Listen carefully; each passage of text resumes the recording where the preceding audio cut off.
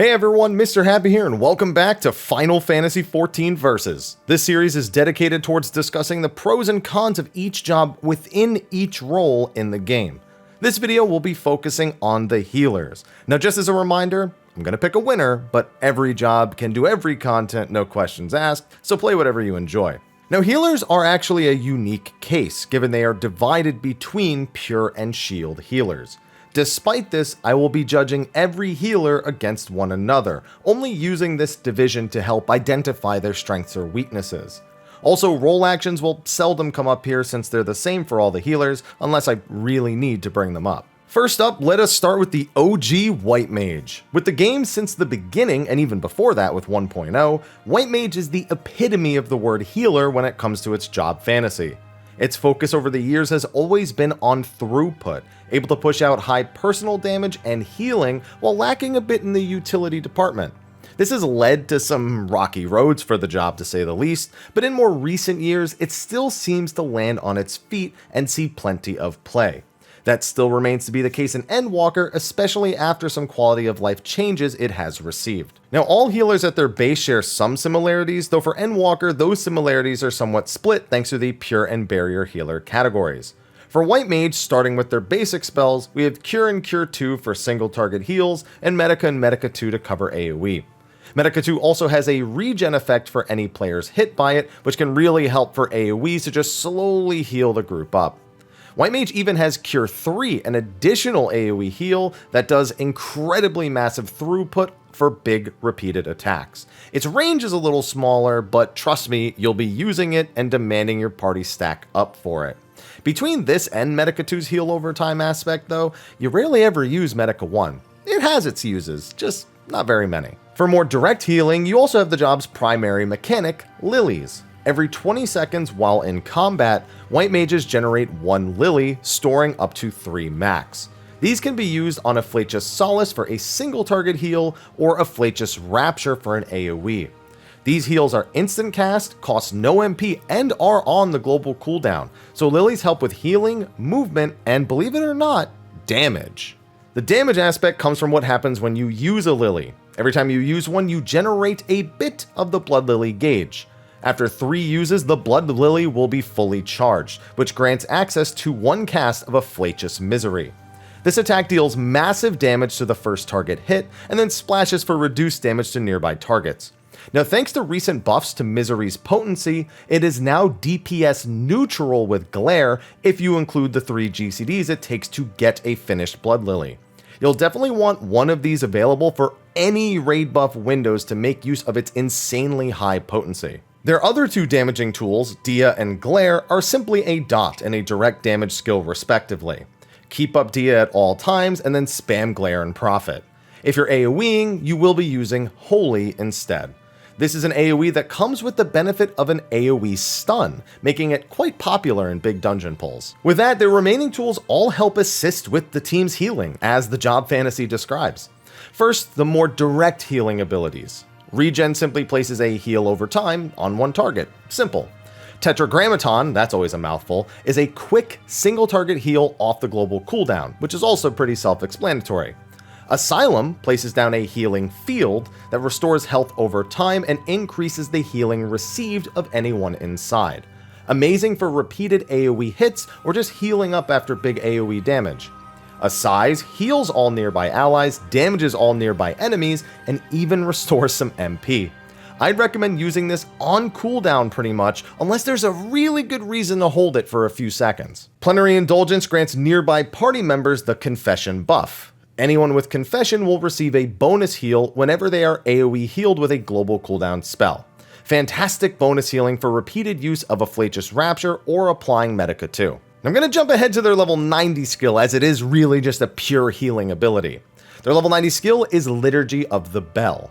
This places a Lily Bell on the ground that pulses an AoE heal every time the White Mage takes damage during the duration.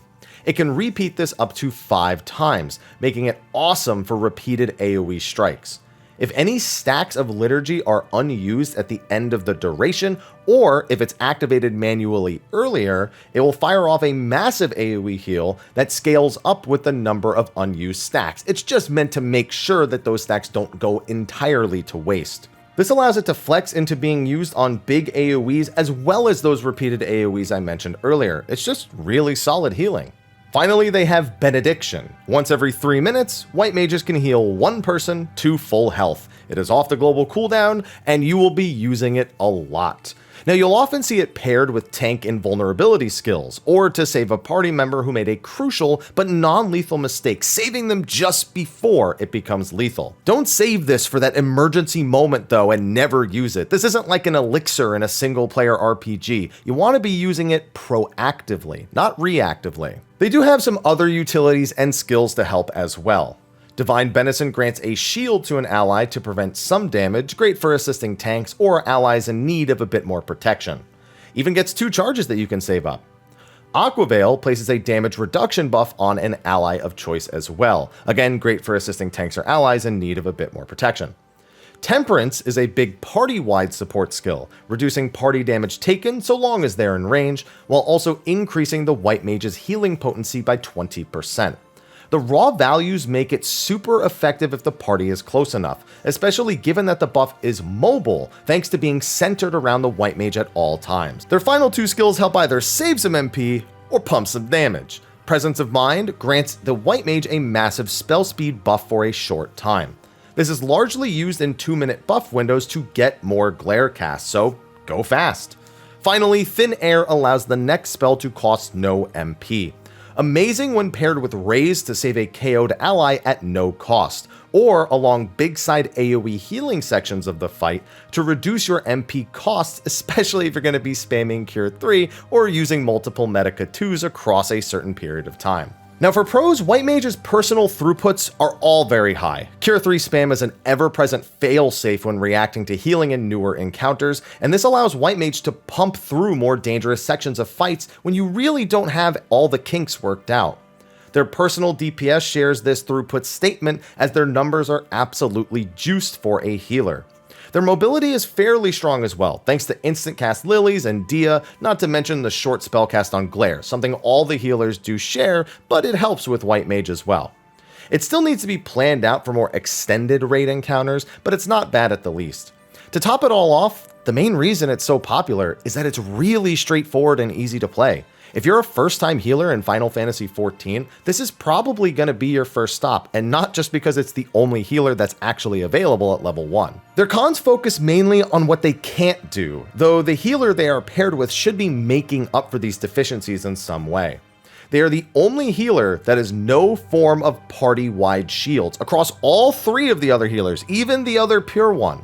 They pretty much only have Benison, and that's going to be 2 targets at max if you saved up 2 charges. Yeah, you've got Aquaveil, you've got Temperance, and you're going to plan out how you're going to use these things, but they're just behind in the mitigation department in general. Also, despite its high personal DPS, it has no raid DPS tools, so the personal throughput can be better or worse depending on individual fight design.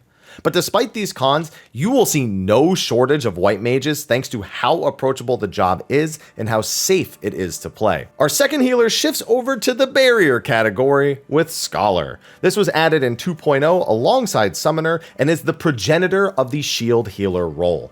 No matter how many ups and downs the job has had over the years, and it's had them, it's always been an insane powerhouse. That remains to be the case even now. It's just crazy to think how the job's relevancy has never struggled that much, even at its absolute worst. As a barrier healer, its basic spells are more focused on generating shields as opposed to throughput, like with white mages Cure 1 and Cure 2.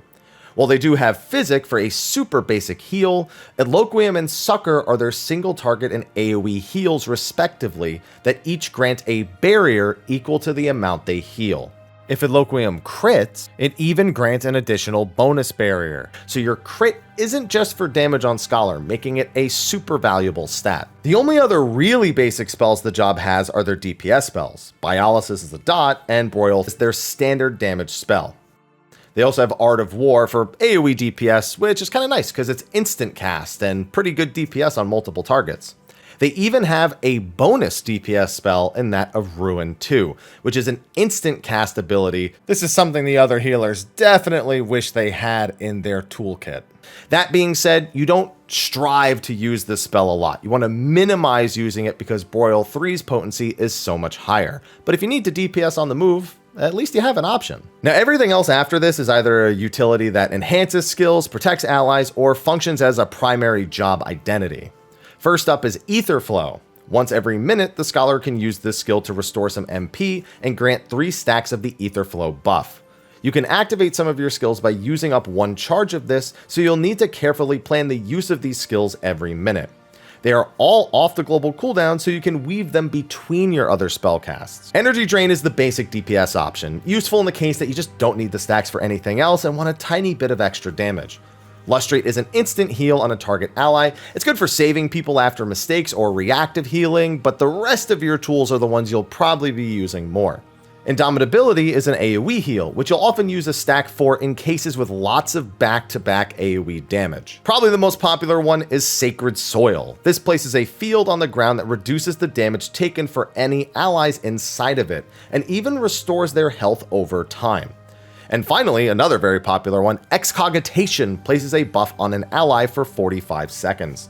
If that player falls below 50% health or the buff expires, they receive a massive heal. This is amazing for dungeon trash pulls or foreshadowing boss damage on a particular party member, especially tanks. Now, their second job mechanic is their Fairy. Scholars can summon either Eos or Selene to help heal and protect allies. These two are functionally the same, but we all know Selene is the better one anyway. The fairies will automatically heal allies that are missing health, but also have a few commands that you can issue to them. Whispering Dawn is an AoE heal over time from the fairy's location. Great for passively healing up after a big hit or supporting big AoE damage phases. Fey Illumination is an AoE buff that provides not only increased healing received for anyone who gets the buff, but also reduces magic damage taken by 5%. Fey Blessing is an AoE heal that you can use to support the team whenever you just need a bit more AoE healing. Now, their final fairy skill is Fey Union. This causes your fairy to halt all other actions and tether to a target ally. Every few seconds, that player will receive a pulse of healing, making this great for assisting in repeated damage on a single target, or healing someone up after they've taken a hit without using MP or other resources. Using any other fairy skill will cancel the tether, and every tick of healing it provides will reduce your fairy gauge by 10. Now, I was wondering when I should bring this up, but every time you use a stack of Ether Flow, you actually generate 10 fairy gauge. That gauge is used exclusively for this skill, so it's just something that will charge up over the fight, and you'll need to think about when you want to channel it onto a target. You can use it liberally in casual content. I almost always just sit at 100 gauge and go, I don't know where to use this. Nobody's dying. Just kind of sits there in easier content. Now, there is one exception to an Ether Flow skill generating fairy gauge, and that actually comes from your level 60 skill, Dissipation. This skill will instantly generate 3 Ether Flow and give the Scholar a ton of additional healing potency. However, it also sacrifices the fairy for 30 seconds, making it unable to access its skills or do any passive healing. Because there's no fairy around, which you need in order to generate fairy gauge, these 3 Ether Flow won't really serve that much of a purpose when it comes to generating gauge, unless of course you were to wait until your fairy was back at the end of the duration. Most of the time, you don't really care about that. You use Dissipation to get the extra Ether Flow, either for damage with extra energy drains, or because you really need access to the skills and healing that it provides. Your fairy does also have one more trick up its sleeve, and that is Seraph. Summoning Seraph will replace either Eos or Selene for a short time and grant access to a new skill, Consolation. This is an AoE heal and shield that you can use twice per summon Seraph. It is separate from and stacks with your Adlo and Sucker shields, meaning you can really pump some team shields thanks to this. Seraph's basic embrace is also replaced with Seraphic Veil, granting a shield to anyone that it just spot heals during the summoning. The names of your other fairy actions will also change during Seraph as well, but their effects remain completely the same. Now, the Scholar's remaining skills round out its utility and make it a mitigation monster for endgame activities. Emergency Tactics causes your Adlo and Sucker to not apply shields on their next cast. Instead, it just doubles their healing potency, so it helps them in situations where raw healing is more important than another shield. Deployment Tactics allows you to spread a galvanize effect from your Eloquium to all people near the target.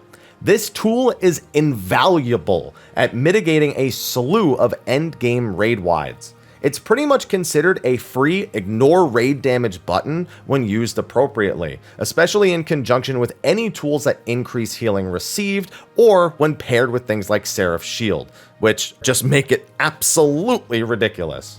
A big tool for assisting deployment tactics is recitation. This causes your next Eloquium, Succor, Indom, or Excogitation to automatically crit, and causes the ones that cost Etherflow to have that cost removed. This has a number of very valuable uses. The most common is definitely Recitation plus Eloquium before deploying to ensure a fat shield. Now this can also be combined with Excog during dungeons in order to give the tank a free Excog that is going to basically full heal them when they get under 50%. The remaining options are also fairly useful, and you can use that Excog in a number of other ways, but those are just a few quick uses for you. And we're still not done! Protraction lets you increase the max health and healing received on a single target, another tool for buffing those deployed Adlos in case you hadn't noticed. Expedience, their level 90 skill, reduces damage taken by 10% for 20 seconds. However, it also gives everyone a free sprint for 10 seconds, making it fantastic for high movement mechanics that the entire raid needs to deal with. Finally, they have Change Stratagem. This places a debuff on a single enemy that increases the rate at which they receive critical hits by 10%. Basically, a 10% crit rate buff for everybody. Their only damage-related utility for the raid, but a very respected one. So pros? Honestly, Scholar has so many, I don't know how to narrow it down. Big shields, tons of mitigation, insanely high utility, solid mobility, and even a party damage buff with Chain. I mean, despite being a barrier healer, they even have pretty significant healing over time and direct healing when necessary, thanks to things like Whispering Dawn, thanks to just the passive healing that comes out of their pet, there's just everything. It's just, they do so many things. I don't even know what you can really knock against the job. I mean, that being said, we kind of got to try because I need a con section, right? The job has lots of buttons. That can be overwhelming for some people, and it has lots of utilities and even a couple of job mechanics to deal with. So yeah, we'll say it might be overwhelming for new players, or your fairy will take care of most of the healing and you won't care. One of the two things will happen. They also don't need a lot of these tools in more casual content, so the bars actually end up seeming more crowded than they need to be until you get into serious endgame. This leads to it being a bit more boring in anything short of Savage content, but that's kind of true for all of the healers, to be honest. The fairy's responsiveness used to be questionable, but actually they buffed it a lot in Endwalker. It has improved significantly. Honestly, it's hard to think of cons for this job when it's just whether or not you prefer it practically, because it's such a hard carry in so many difficult fights. So if you have your eye on Scholar, give it a shot. People will appreciate it. All right, now let's jump back to the pure healers for Astrologian. This job has been and still is an absolute roller coaster, even if nobody can agree on how to pronounce it, whether it be the devs or the players. Underpowered, overpowered, underpowered, overpowered. Seriously, when has Astro ever been a stable choice? Usually when it's overpowered. Their cards get reworked, identities get shifted around, they get new mechanics added in. Oh, how do we even keep up? Fortunately, when the job is strong, it is strong in a whole nother level, even if it will kill your hands to play with its frequent skill uses. And that is pretty much how it is as of this video. The job's most major mechanic is the card system. Astro can draw cards and play them on allies to grant them a damage buff for a short time. Playing certain cards on certain rolls grants even greater boosts, so ensuring you get the right card played while still DPSing and healing is essential to your performance. Across the 6 cards, there are also 3 seals, which you'll want to collect for activating your level 50 Astrodyne skill. This skill buffs the Astro, gaining an additional buff for every unique seal you drew when activated. The first seal will simply restore some MP over time, the second seal will reduce spell cast speed and recast times, and 3 seals increases damage and healing potency by 5%. You'll always want to aim for 3 seals if you can, though that can mean some rapid card slinging in already busy scenarios, especially during 2-minute buff windows. On top of their normal 6 cards, Astro can also use their Minor Arcana. This draws one of 2 cards, the Lord or the Lady of Crowns. The Lord of Crowns is an AoE damage off global, while the Lady of Crowns is an AoE heal. You'll pull these once a minute, and they can really come in handy in a pinch. The Lord of Crowns is particularly great in AoE damage scenarios, as its damage is a flat 250 potency with no damage falloff. In both dungeons and endgame raids, this can make holding a Lord and then attempting to draw another one a massive amount of damage that your raid will appreciate. So that's their cards. Now for their actual healing kit. Benefic and Benefic 2 are the simple single target heals, and Helios is their basic AoE heal.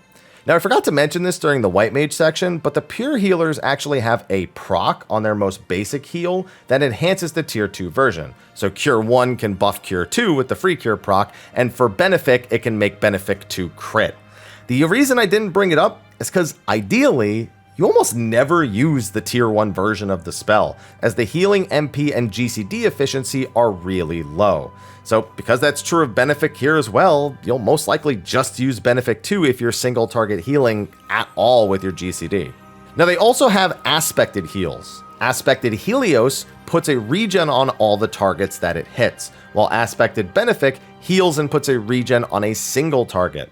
Aspected Benefic is also instant, which can be pretty handy at sometimes. Their basic DPS spells are Combust for a dot and Malefic for normal damage. Gravity is an AoE around the target, so expect to see that a lot in dungeons. I know it feels like we've covered a lot already, but there are so many more Astro skills to cover. Essential Dignity is a single target off global heal with 2 charges. It also even gets stronger when your target has lower health, making it a great emergency heal, especially when paired with tank invuln skills.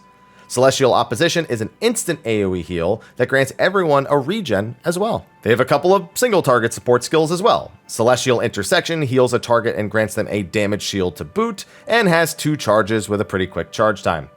Then they have Exaltation. Placing the spell on an ally reduces the damage that they take by 10%, and after the effect wears off, it grants them a heal. Reduce the damage and heal it up after. Then you have Earthly Star, back to the AoE tools. This places a massive constellation on the ground. When you reactivate it or it expires, it does big AoE heals and damage to any ally and enemies inside respectively. If it's not activated within 10 seconds, it actually becomes stronger, so you'll want to time the star so that its damage and healing hits during the second strengthened period. Collective Unconscious is a channeled bubble around the Astro. Any player inside the bubble when it is channeled receives some healing over time and reduced damage taken. These effects do last for around 5 seconds after applied, so even just quickly activating it for the bonuses before a big AoE can be super useful, instead of holding the channel non-stop. Horoscope places a buff on all nearby allies. When reactivated, it'll heal them. But if you cast Helios or Aspected Helios before detonating Horoscope, the heal from it will be doubled as well. Great for AoE situations where you plan on casting Helios or Aspected Helios anyway. Then they have their nutty level 90 skill, Macrocosmos. The initial GCD spellcast does big AoE damage and places a Macrocosmos buff on all nearby allies. While the buff is active, it will store 50% of the damage that you take in its memory. When the button is pressed again, it will activate Microcosmos, which consumes the Macrocosmos buff and heals everyone for however much damage was stored up. This can easily be a massive full party, full heal if used on some mechanics, trivializing entire boss mechanics at times. Now we gotta back it up and still go over some of the lower level spells that aren't just raw AoE healing. Neutral Sect. I saved this one for last because of how unique it is for a pure healer. Uniquely busted as far as I'm concerned. This ability increases the Astro's healing for a short time, and it also makes their Aspected Benefic and Helios spells provide a shield on top of their normal effects. This effectively lets them act as a barrier healer for the duration, giving Astro's already loaded kit another huge distinct advantage. Now that covers all their healing utilities, but they still have a couple of other things on top of these. Synastry allows you to place a beacon on an ally, causing them to receive 40% of the single target GCD healing you do to other targets. The reason I left this out of the healing section, It's because it's not a very good skill. You very infrequently use it, and you even less infrequently use single target GCD heals like Benefic 2. It has some niche uses, but less and less so these days. Lightspeed, on the other hand, is amazing. This reduces your cast time by 2.5 seconds, making everything but your combat raise instant. Spam heals or damage on the move for 15 seconds without worry at all. And finally, they have Divination, a 6% damage buff to the whole party.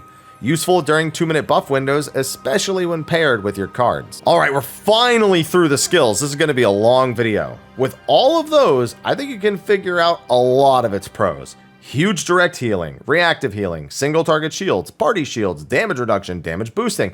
There's literally nothing the job can't do. Not to mention that between the Lord of Crowns, Macrocosmos, Earthly Star, Gravity, they actually have a crazy high amount of AoE damage that's tied to some of their potential healing buttons. It's kind of painful seeing what this job is capable of after looking back at White Mage's kit. The disparity is enormous, even if White Mage is already a more than capable job on its own. The cons list is still there though. It's not as cut and dry as maybe Scholar felt. The job's single target damage is super low, so you really need to be on top of cards and well-timed divinations to make up for your contribution. This leads to con number 2. In case you hadn't figured out, the job is pretty busy. Seriously, the opener is for people who played professional Brood Wars, and that's a lot to ask of a player, even seasoned vets. Draw cards, identify who they belong to, get as many seals as possible while still maintaining DPS GCDs that you don't clip or miss. If you don't mind the high APM, loaded kit, and low personal damage though, Astro is quite frankly one of the strongest healers in the game. It is being reworked in patch 7.0 though, so expect the next expansion versus series to sound a good bit different. Finally, we bounce back to the barrier heals to talk about the new kid on the block, Sage. This job caught everyone by surprise with its aesthetic and theme becoming an instant hit. Since the new job hype has died down a bit, we've seen a decent spread of all the healers, but Sage is still plentiful amongst the endgame choices, even with Scholar being as nutty as it is. Must be a good reason, right?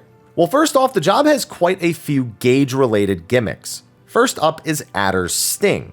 You start with 3 of these and can generate them by having a Eucrasia Diagnosis shield broken, which we'll talk about later.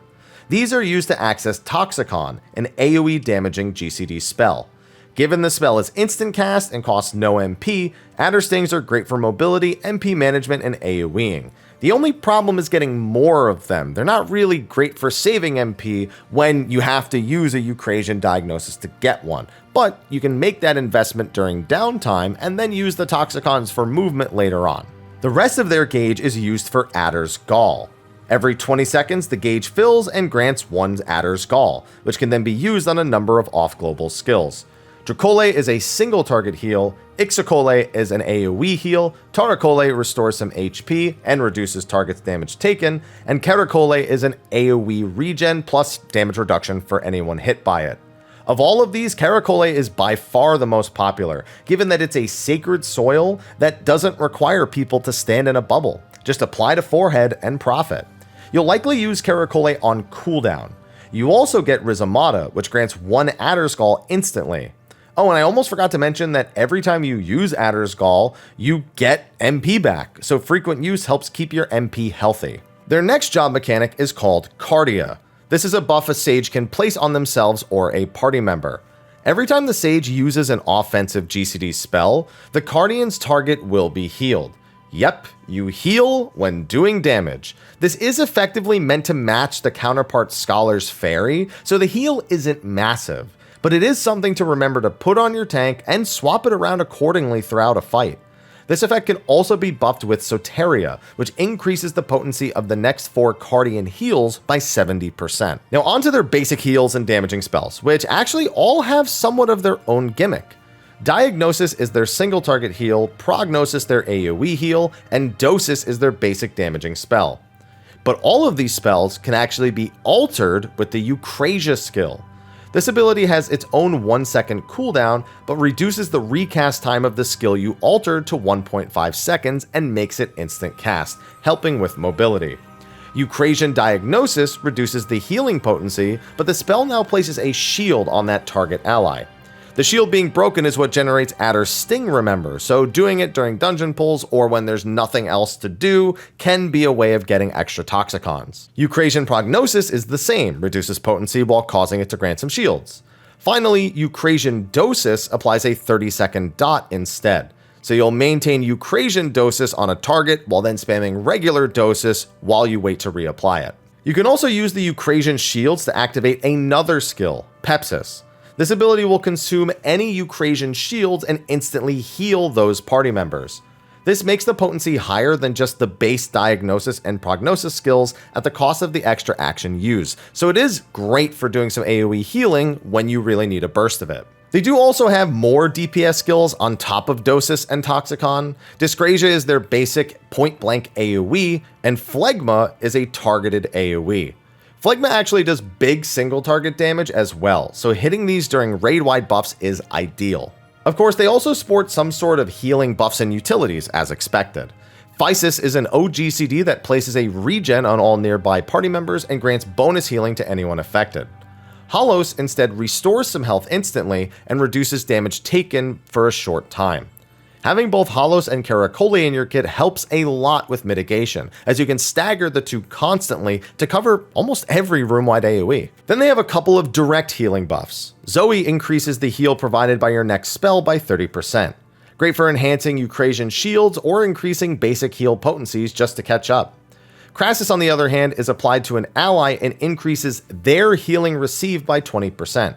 Useful for assisting with lots of damage on a single target, especially tanks. Not to mention that if you were to pair, say, Sage and Scholar together, which was popular for a bit, that's another healing buff for deployed Adlo. Next up is more of their shields. Haima and Panhaima are single target and AoE skills with nearly the same effect. They each place a barrier on affected allies in addition to a buff with 5 stacks. When the first barrier is absorbed, the stack will reduce by 1 and apply another shield, until all the stacks and shields are absorbed. If any remaining stacks are present at the end of the duration, they instead do a direct heal, scaling with the number of remaining stacks. These are both incredible for a number of mechanics. Haima helps mitigate a combination of tank busters and autos, or multi-hit attacks of any kind. Panhaima is the same but for the whole party, so repeated AoEs on the group are ideal for this skill, especially when combined with your normal shields and mitigation, as Panhaima and Haima, they can't interact with each other, but they do stack with these other tools, so they are fantastic. Their final utility is Pneuma. This skill is actually on the global cooldown, with the Sage firing a laser in a line. This deals damage to any target's hit, making it great for AoE, but it also heals any nearby players for a sizable amount, making it something you'll want to use for big AoE scenarios to heal up. Their only remaining tool is Icarus, the only mobility tool across all 4 healers. Using this, Sages can dash towards an ally or an enemy a short distance. It has a lengthy cooldown of 45 seconds, but having the extra mobility to get around or correct mistakes is always awesome. So for the pros, the job has a ton of mitigation and shielding tools, so it's pretty easy to have some sort of coverage for most AoEs. It has lots of damage tools and does really solid personal DPS numbers. Its direct healing is also pretty well spread out. Between Adderskull, Pneuma, Prognosis, Pepsis, plus all of their regens, they are surprisingly well off in just healing. For cons, the job does have a few shortcomings. Its shields aren't nearly as strong as Scholars, so much so that, as I hinted earlier, Scholar/Sage was a pretty popular healing combo for a bit, with Scholar doing all of the shielding and Sage just not using their Eucrasian shields. It also has no party-wide damage buffs or even personal damage buffs, putting it in a similar vein to White Mage on its selfishness. It can also take a while to get used to the healing tools and cooldowns as they are a bit more unconventional, but this comfort comes with time. If you enjoy the aesthetic, trust me, you won't be left wanting with Sage. It does awesome. That being said, I have to pick a winner. I don't think it should surprise anyone that this is between Astro and Scholar. It's just really hard to pick one or the other.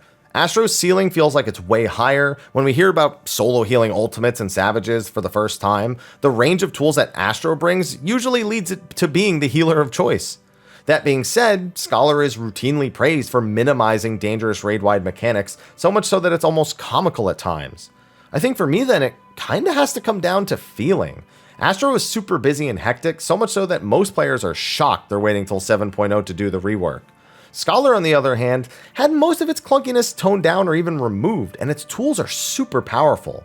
For that reason, I think I have to give the win to Scholar. It's the more approachable job, it's the easier job to play, it just doesn't have as high of a skill ceiling like Astro does. That job design with the cards though, with the APM, that's really the thing that damns it from winning this, even though I think it probably should win.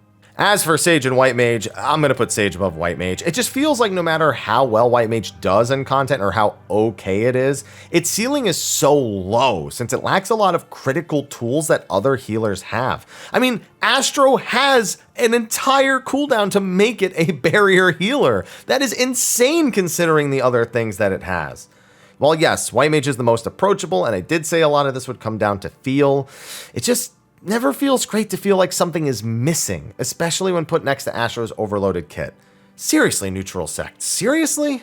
And that's going to be a wrap for this episode of Final Fantasy XIV Versus. Thank you for the patience. My schedule has been so super busy that I haven't been able to work on this very much, so much so that the editing will probably be a little bit on the lazier side when I finish. That being said, it's the information that matters, so please stay tuned for the Melee job Versus, which I would like to have out before patch 6.2, and then if we need to reissue it after any job changes come out, well then so be it. Anyway, be sure to like, favorite, subscribe, and share, of course, and I'll see you all in the next video. Until then, take care.